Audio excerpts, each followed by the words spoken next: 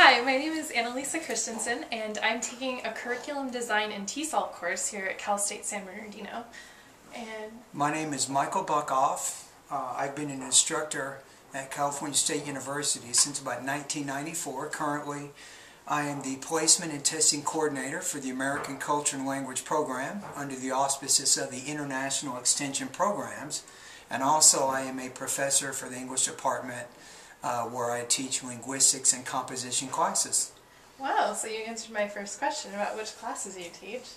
Okay. So I understand the classes in the English course. Now, what was the international program? What courses, are you teaching specific classes there? Yeah, I do over there. I have kind of two functions. First of all, on the placement and testing coordinator, so all new students, both overseas and in our program, when they need to be tested and we need to determine what their English proficiency level is, I will do all of that testing along with some of my co-instructors. And in addition to that, I teach right now grammar and TOEFL preparation classes. Oh, wow, nice. Yes. So what is the ethnic makeup of your students, both in the international program and then at Cal State San Bernardino? Interesting. It's different. So let's talk about the American Culture and Language Program. We have a very diverse student body. We have a lot of Asian students coming from Japan, China, Vietnam, Thailand, and countries in that area. We also have countries from students coming from the Middle East. We have a pretty large group of Arab students studying in our program right now.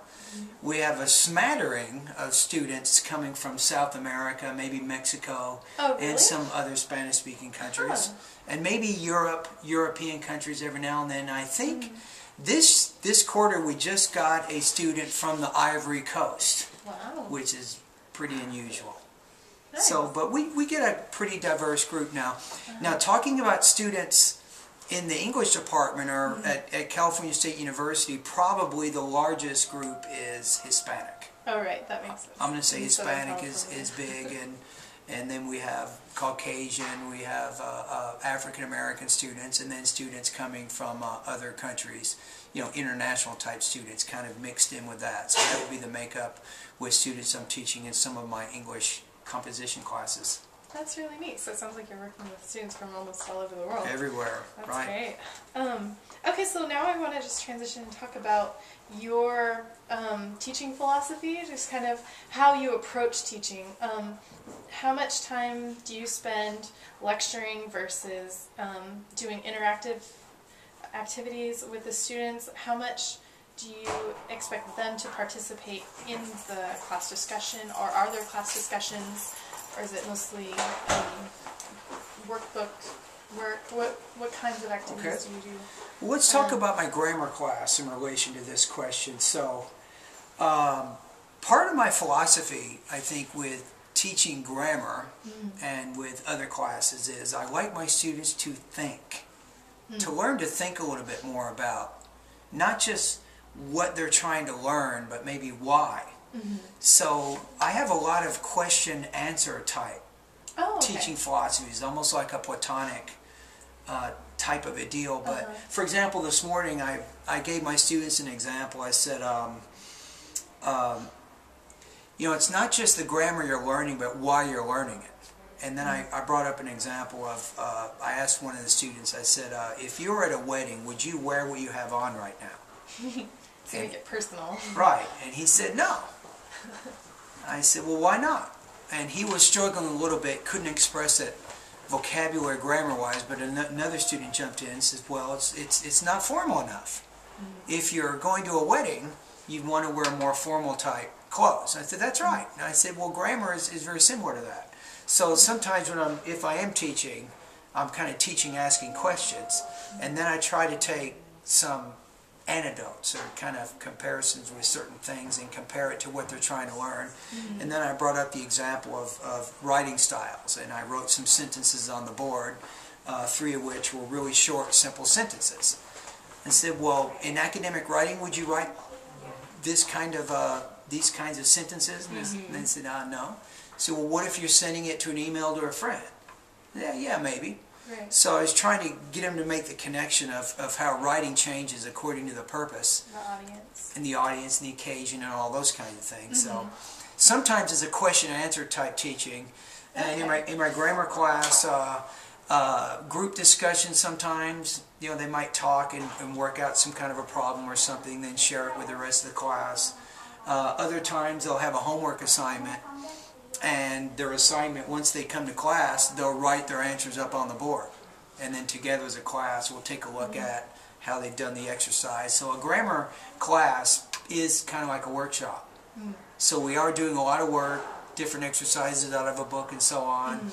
And when we look at things up on the board, we'll try to determine, you know, is this correct? Is it not correct? You know, what would we do to change it? You know, things like that. And the students are the ones pointing those things out. Correct. So it's very student-centered. Right. Yeah, I try not to be totally a teacher-centered type class because it gets really boring really fast. And the students, I don't think, get as much benefit when you do it that way. Definitely. Well, thank you. Okay, so next, let's focus on the curriculum goals. Are there required standards set by the state or by this university, Cal State University San Bernardino, that you are required to follow? What are you basing your curriculum on? Okay, good question. We do have an ACLP curriculum, and it's from level 1 all the way to level 6. This curriculum we've been developing probably for the last 20 years, and we're constantly refining it. And it's not, there's nothing dictated to us by the state or an organization about exactly what to do, but to be accredited. To get accreditation, you know, as an intensive English program in the United States, you have to have some kind of curriculum. And it needs to be organized. And in our case, you know, according to levels. So we kind of know what we're doing in level 1, which is high beginner, and we know what we do in level 6, which is preparing students for graduate study. So the answer is we do have a specific curriculum. It's very detailed. But you have designed it. We have designed it ourselves, correct. According to the needs of our program and the needs of California State University San Bernardino. Because the majority of our students, after they finish our program, they go to Cal State.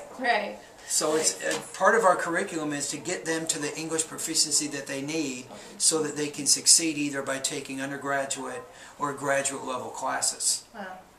Yeah.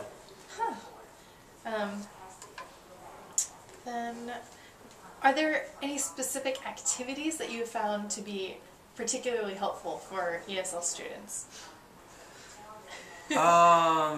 Well, I'll give you an example of an activity I thought was really good, and one of our instructors is named David Kovitz, and he teaches a conversation type class.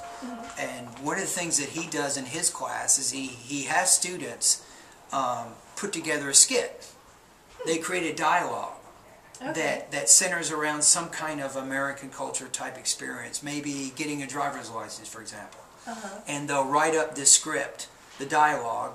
They'll practice it a few times, and then they actually record it by video and kind of do a little kind of skit. And that seems to be a really good, fun activity for his class. And we do things like that in various classes, but that's one thing I think that he does really well with that particular class, and helps open up the class. And they're working on a lot of things in there. They're working on their vocabulary, their grammar, their pronunciation. They're trying to organize it, create something that's funny that the audience might like. So there's kind of a lot of things in there, and they're working together as a class. And David is more of the facilitator. He doesn't really give them too many rules. They kind of figure out as a group how they want to present the information. So this is an elective class? Right. That's one of the electives. Pulling everything together that they're learning in the morning? Right. Wow. Oh, that's I'll give you one more example too, something I do in my class, which is a little bit different, but mine is a kind of a core class, and there's something I do in my class that it works, it sometimes works, sometimes doesn't work, but it's a quiz called 10 Perfect Sentences. And in this particular exercise, I give them a topic the day of the quiz. It might be family, it might be work or education or vacation or holiday or something. And they have to kind of create 10 sentences that kind of relate to that topic. It's kind of like writing a paragraph or something. Okay. And when they're done, they come up and talk to me. And what I'll do is I'll simply put C next to the sentence if it's correct. If it's not, I'll put nothing. And the goal of this class, of this exercise, is to help the students learn to find their own errors. Nice. And to edit those things. They learn some editing skills and some grammar skills, and they're kind of thinking a little bit on their own. And every now and then with this one, the only way a person can get 100 on this quiz is they have to get all 10 sentences correct on the very first try without me giving any feedback at all. And over the last 5 or 6 years since I've been doing this, I've had about 5 or 6 who've actually gotten all 10 on the first time. Now, a lot of them, it's a little frustrating for them. They may come talk to me 8 or 9 times during the class before they actually figure out what the error is. It might be missing an S ending on a plural noun, for example. It could be some problem with the verb. It might need to be past tense as opposed to present. You know, there is some error in there, and a lot of the students, in 70 minutes, they can get all 10 correct, but not on the very first try. I see. And my only other requirement is the sentence has to be 12 words or more. Oh, okay. But they can use whatever grammar they want. I don't like to restrict them to, for example, just adjective clauses. We might be studying that, you know, as a topic, but I don't ever restrict them to a particular grammar when they're doing their writing stuff. So that's an exercise I do in my grammar class that seems to work most of the time. Okay, nice. So those are concrete activities. What about teaching strategies that you use? Are there? For example.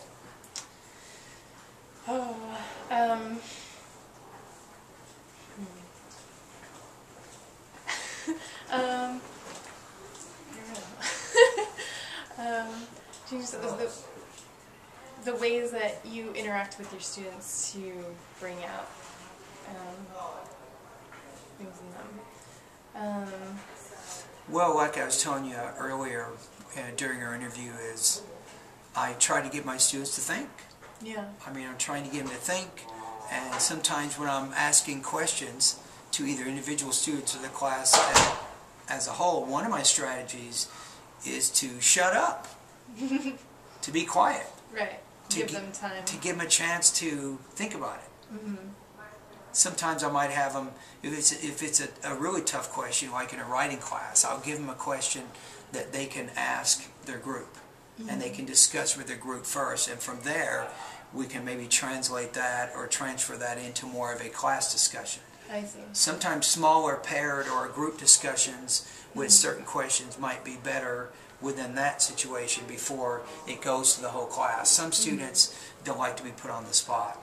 Right. So how do you protect those students? Is there, like, I noticed in one class that I was observing that the teacher she asked for individual answers, but then she would respond the same whether the student answered correctly or incorrectly. She just gave the class the correct answer every time with the same tone and everything. So then the student was never singled out in a sense. You know, if he did get it incorrect, then the class wouldn't notice so much. You know. Yeah, I'm a little more obvious than that. Sometimes I just say, nope, that's not right. And I'll ask somebody else, but the main thing is you know, you don't want to just, it's the tone of how you say that's not the right answer. You don't want to make anybody feel like they're stupid or anything like that. But still, if it's not the right answer, they need to know. Right. So. To me, it isn't. So I might, instead of saying they're wrong, though, I can throw it out to other students in the class and go from there.